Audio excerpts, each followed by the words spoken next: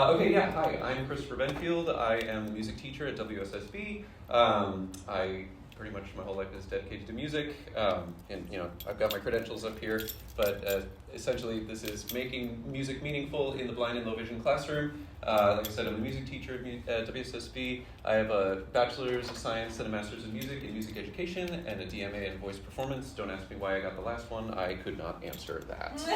I'm in a lot of debt though. So this is my fourth year at WSSB, so they managed to keep me, which is great. And I've been, other than that, I've been teaching in a variety of environments for like 10 years total. Basically since I was first allowed to be around children in any capacity, which has been really fun. So what we're going to do today is have a brief introduction, a couple sections: accessibility is meaningful, agency, the why of music, which is my favorite part, and tools and resources, and then of course we'll have a conclusion and some questions. Hopefully we'll have time for that. Small disclaimer, I am presenting solely from my experience as a music educator in the blind and low vision classroom. What you see in here today may not work for everyone, and research may even discredit what I practice. Hopefully it won't. It would be very embarrassing, but I'm pretty sure I'm doing okay.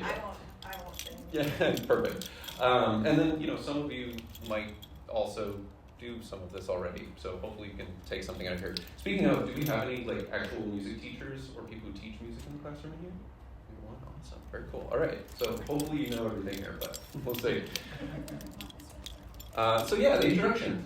Music is fun, or is it? So I think we can all agree that music is pretty fun, but there's also that aspect that's not so fun, which is being really uncomfortable on stage, or not knowing what you're doing, or thinking you're bad at music, or any combination of those things. I'm going to take my jiggly keys off.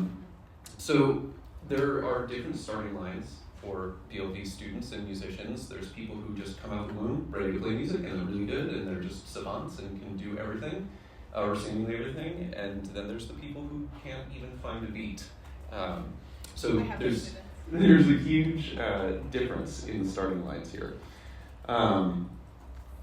While we've seen, at least I've seen, a natural inclination for a lot of students, this can be great for quick results, but can also be kind of detrimental for their music education, because much along the lines of B is for Blind, people will kind of just be pushed through a music program and be like, oh, that's good enough, you can play piano, it's awesome.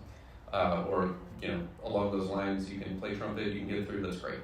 Or you're going to be put into an accompanimental position, and then they're given zero feedback, and then it's like, cool, we have somebody who can do it, now I can go and conduct the choir and not have to worry about it. And then it's like a really good performance, but did they really learn anything?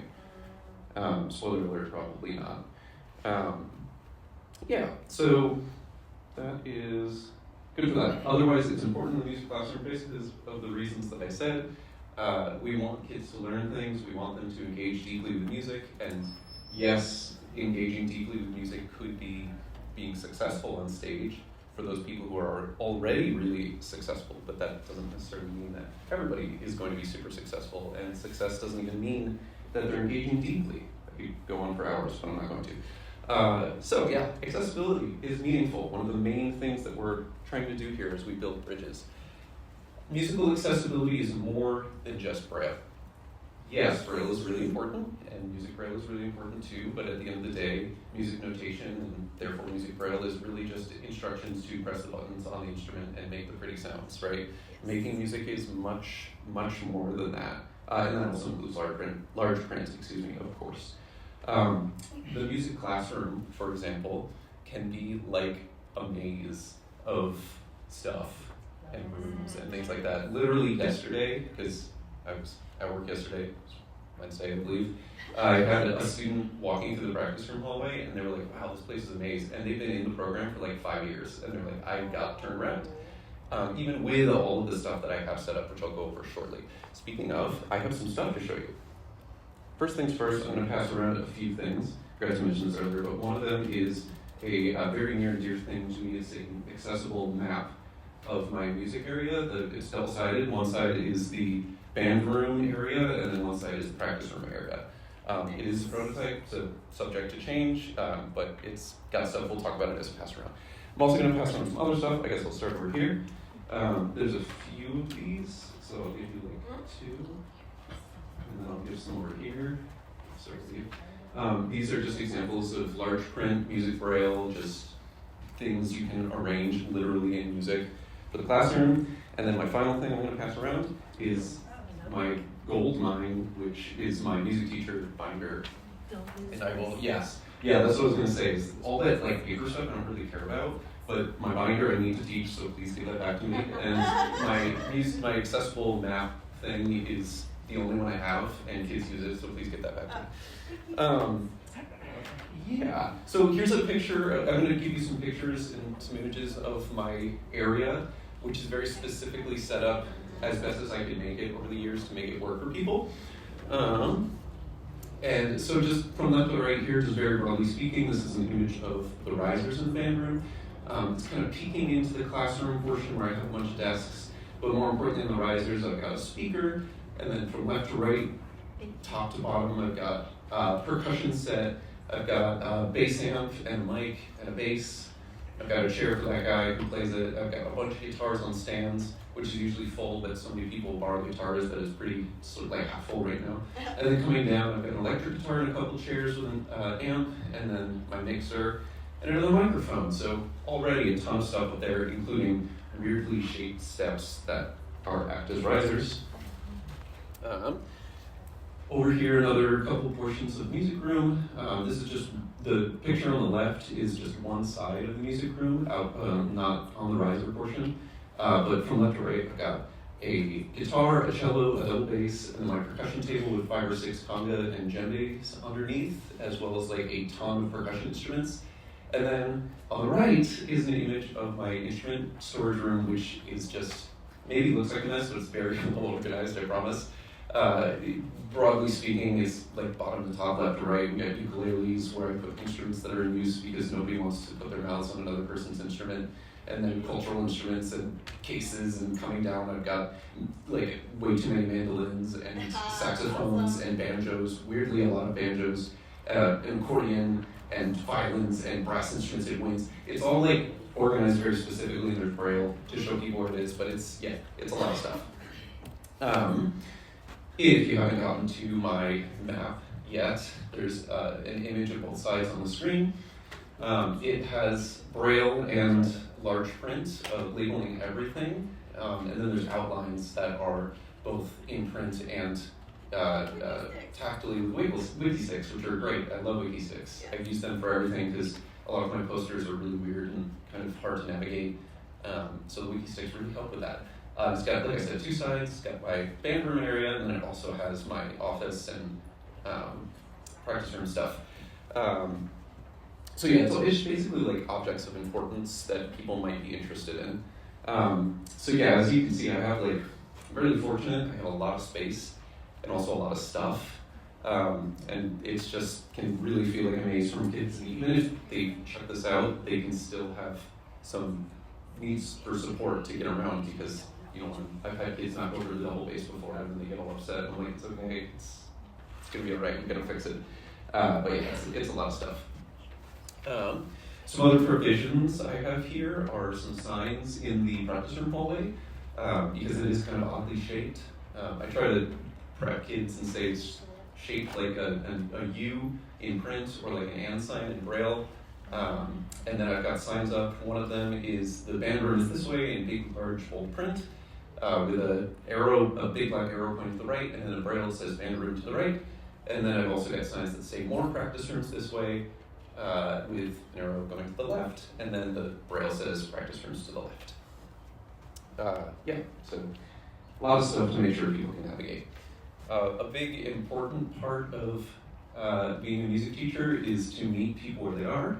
As I mentioned, skills can vastly differ, but because of that, those kids who are just like extra good at music right away, they kind of suffer from success to quote a musician, a quote unquote musician, in that they come out ready to make music. However, as I mentioned, music making at that level is often really unpolished, and there's not really a deeper connection to it. And oftentimes these musicers are encouraged from a young age to follow their natural talent, and are pushed through a music curriculum without actually really learning anything. It's kind of a disservice to them. On the flip side, many students have no knowledge of music and are straight up beginners. This wide range of learners and learning styles requires patience, flexibility, and respect for their current abilities.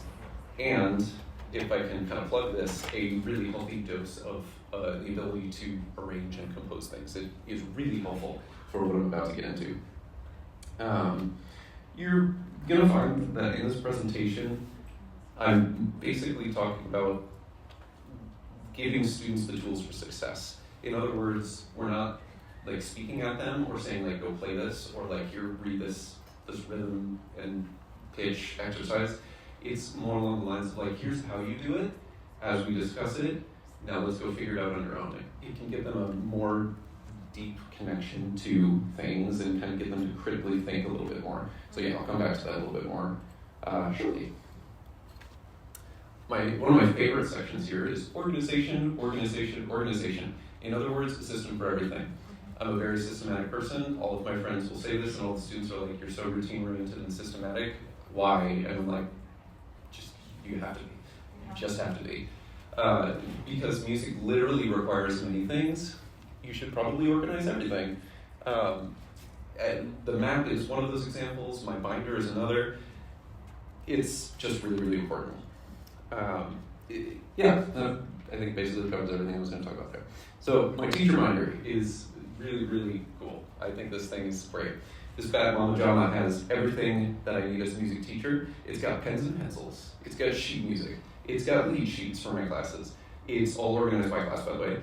It has music and literary braille cheat sheets in case I have a brain fart, forget things, which happens often. It has musical concept cards with images, large print, and braille. This gets me through literally every lesson, and it's super portable, so I can bring it into practice rooms and reference things for students if I can't quickly reference the braille or the large print is too big for me to flip through the pages. It's really, really great. I highly suggest you do it if you're a music teacher on the go. Cool. And great on time. Agency. One of the most important things as a learner and extra important as a musician. So, believe it or not, everybody likes to be able to make a choice. I know, it's crazy.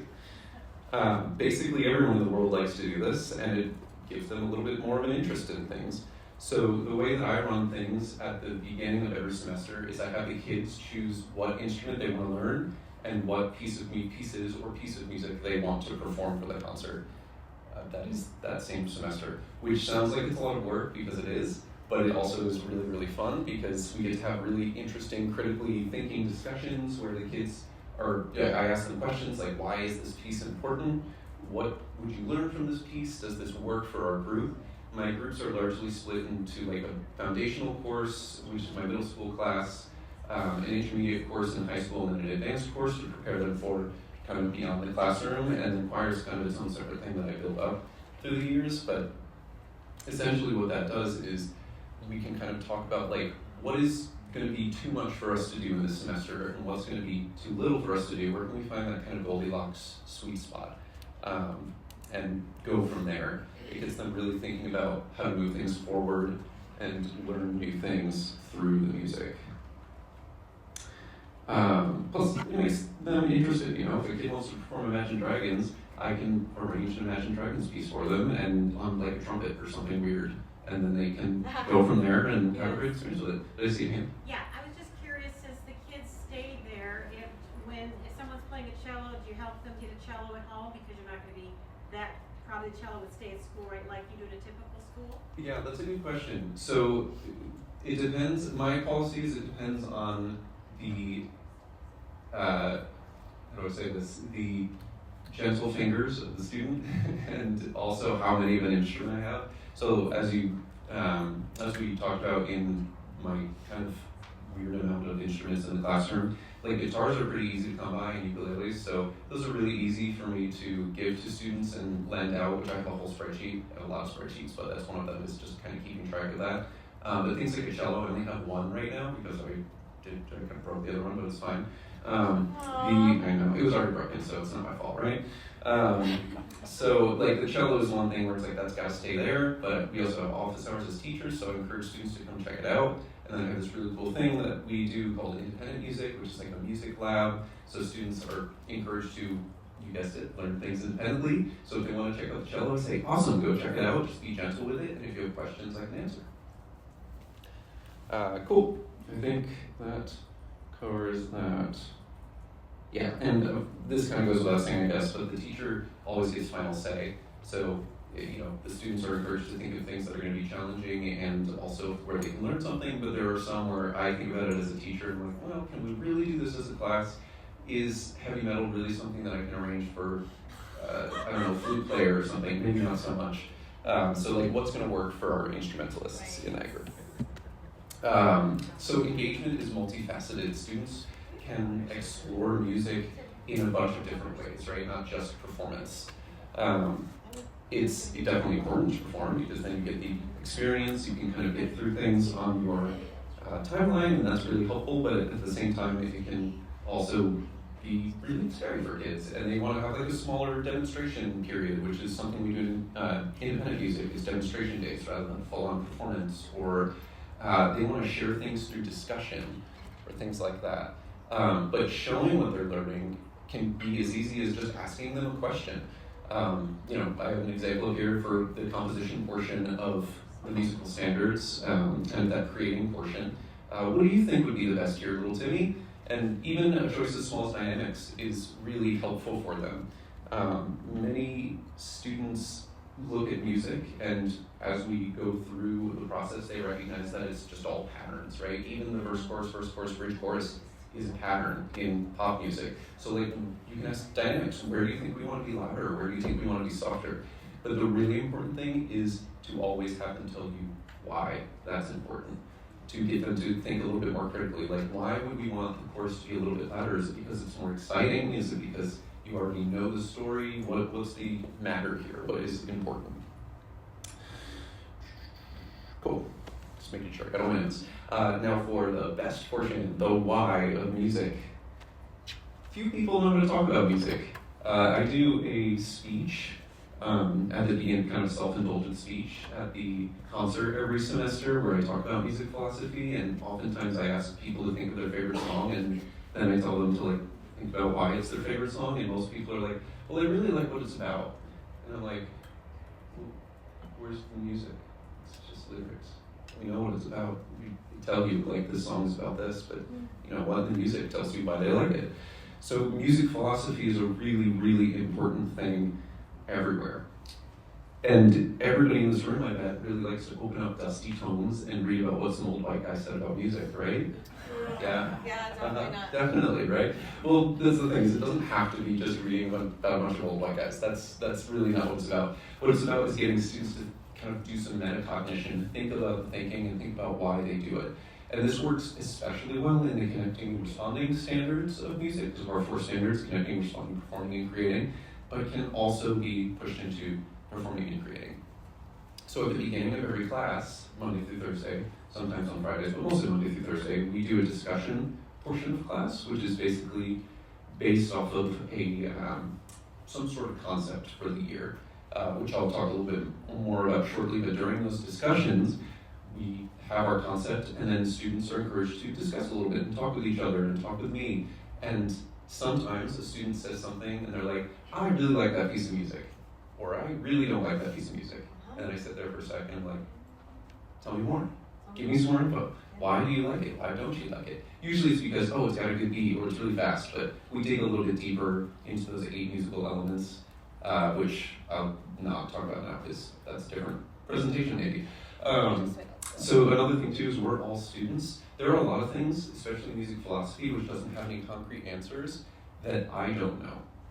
So if I don't know an answer to something, like what a composer's dog's name was or something, I'm like, that sounds like a really great research topic. Why don't you check that out on your own time? You can report back to me. They don't really do that about 80% of the time, but every once in a while it stimulates them to think about something and look into stuff, which is great. And discussion is really great training for the real thing when they get in practice rooms and actually work on music.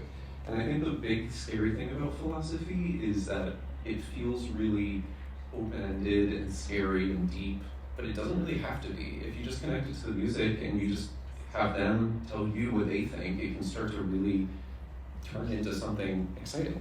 All right, starting to run out of time, so I'm going to fly through these. So up here I have an image of how I deliver physical copies of the discussion portion. So I have two little things, like I said, a system. I always prepare things a day in advance. I have a today thing and a tomorrow thing in big bold print and braille.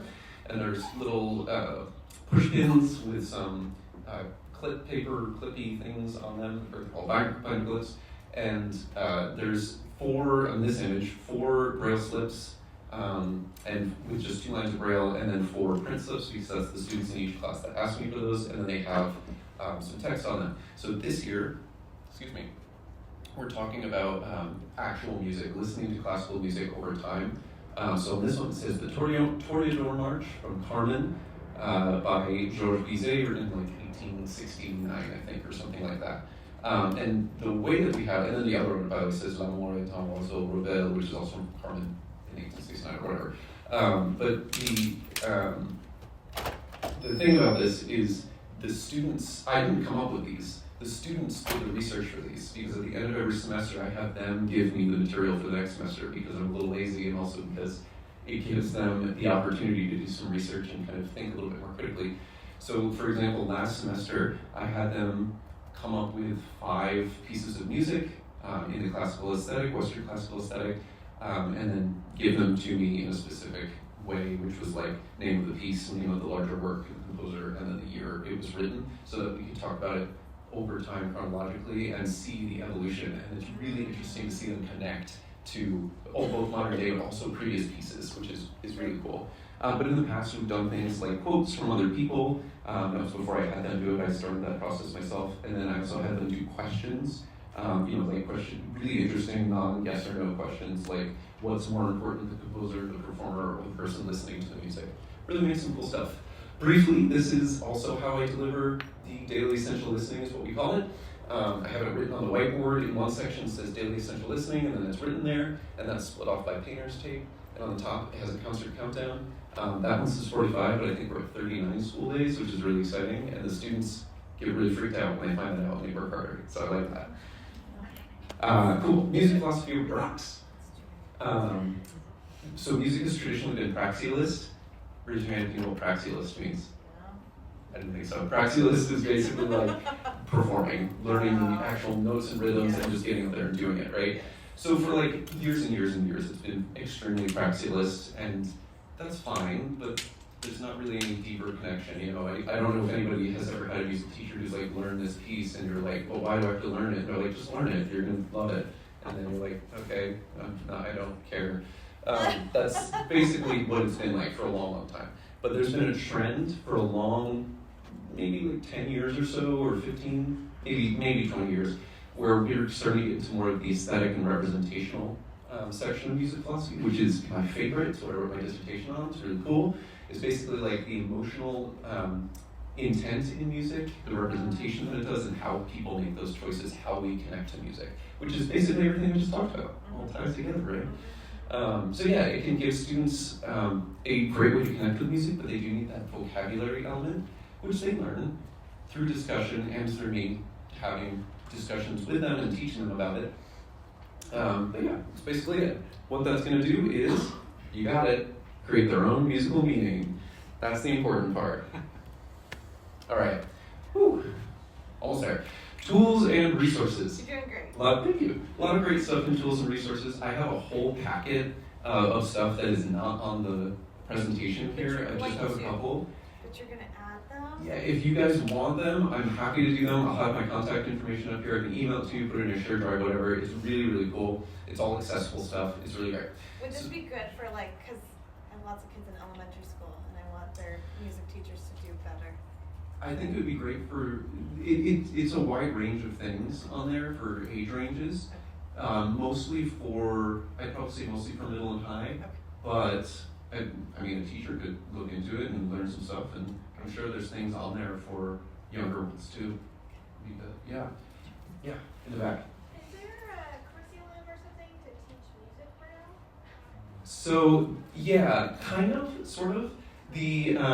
where is it? The Braille Authority has a direct link to a PDF of the 2015 edition of Music Braille, which is sort of curriculum, like notes and rhythms and then onwards, but it gets really complicated after that. Because once you get the notes and rhythms down, like Music Braille is read just like literary Braille, which is not how print works. No. So it gets much more complicated at that point, and it's kind of in a weird order. So as far as I know, no. There are a couple of products from APH, but he's right. Music Braille is not written the way that we would think of as printed music, and so it can get really frustrating for students.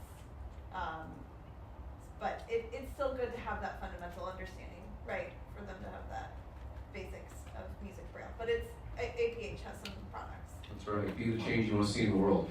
Yes. Yeah, this is Jasmine. I was wondering what portion of your students are using Music Braille, or at what point do you start to, like when they're like getting to, like we were talking earlier, like upper level symphony. A lot of the times, those performers and professionals use Music Braille, but less so with our young students. Right. Yeah. It's like I would say pretty much. I encourage all my Braille readers to learn Music Braille. The thing is we only have it's all priorities, right? We only have so much time in the classroom to actually learn repertoire for the concert, and if we don't have stuff for the concert, then it's like if a tree falls in the forest and nobody's there to see it or to hear it. We need to have the performance so that we can engage people and have like a point to learning the music for them in that sense. Yeah. But at the same time, like I said, I have tons of resources, and I use Google Classroom for everything. So like all of these resources are up there, and as I was going to come through at the end of this, but I'll say it now. Really what it's about with teaching kids is not the actual specific notes and rhythms and just play it. It's giving them the thirst for knowledge and being like, here's some tools, here's some resources, go at it, kid, have some fun. So yeah, that's basically it. Yeah. I was gonna say I kind of use the Braille APH Braille music materials as supplementary, but I really like the Feel the Beat curriculum. It's for recorders, so if you start your students with using it when they're in 4th or 5th grade or before that, ideally. But I found that to be helpful, and then doing specific lessons now that my students in beginning band, but a little bit at a time, and when they learn something cool in band, the crescendo, then I just show him in real time what it is in Braille music, and I'm still learning and figuring it out, but yeah, we're kind of doing what you're saying. I want him to be interested, so I don't give it all to him at the same time, but he's learning it. And it's all embedded with the print, right, is to get everybody on the same page. Real quick, before we take more questions, I just want to fly through these. YouTube, MuseScore, an amazing free software. Use MuseScore, it's the best. It's a notation software. It's totally free, and they have a YouTube channel where they talk about how accessible it is and have people with blindness and low vision use it. It's awesome, and exports directly to VRF. It's great. You put it in Duxbury and you have sheet music. It's amazing. Can you say that link again? Yeah, MuseScore, MuseScore. It's the best. So cool. It's just as good as the big names like Sibelius and Finale. I use it for everything. It's how I made all those music materials. It's so cool. American Printing House for the Blind, of course. Dancing Dots. Great way to read music for people with blindness and low vision. I already mentioned Braille Authority. Duolingo. It's a great starting place. Not very accessible for people for screen readers and stuff, people with blindness, but it's pretty cool. I have some students who use it, and I use it myself, and it's fun, great. Cool. Cool. This is a quote up here I have in my classroom. Instill in yourself a lifelong relationship with music through curiosity, creativity, and authentic expression. No students have read it yet, but maybe one day. Here's my contact information if you want to talk to me about music, which I'll always talk about. But it's Christopher, Benfield, like Banfield, but with an E instead of an A, at wssb.wa.gov. Wait, apologize. Yeah, we're out of time, so I'll get to you separately, but please, I'll leave it up here until people kick us out. This was great. Okay, good news is that we have until 3:15 before our next session. So we can do questions.